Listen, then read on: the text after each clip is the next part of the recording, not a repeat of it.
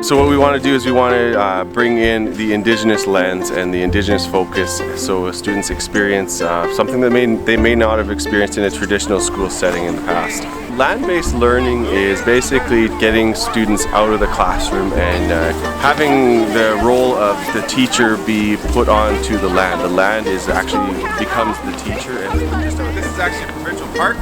and before it was even a provincial park and before there was a city, there have been a lot of people living in this area. Specifically today, the kids are just learning to connect with the land better and to make it not so it's kind of a museum type place where you can look but don't touch, and really forming a relationship with this place. What we focus on specifically is more of an Indigenous land-based experience. Learning a lot of those traditional skills, way that we conduct ourselves in the bush, on the land. So pointing out things maybe that they haven't seen before, pointing out those animal tracks or the beaver lodge or the push-up from the weasel or these kinds of things, and just being mindful about the fact that there were people here before and there were people living here and learning and growing and working and playing here long before they were and long before these buildings were here, so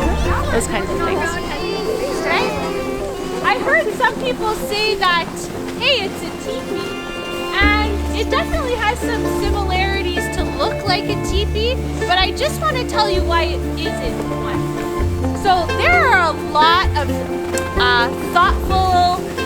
sacred teachings that go into making a teepee, and there are things that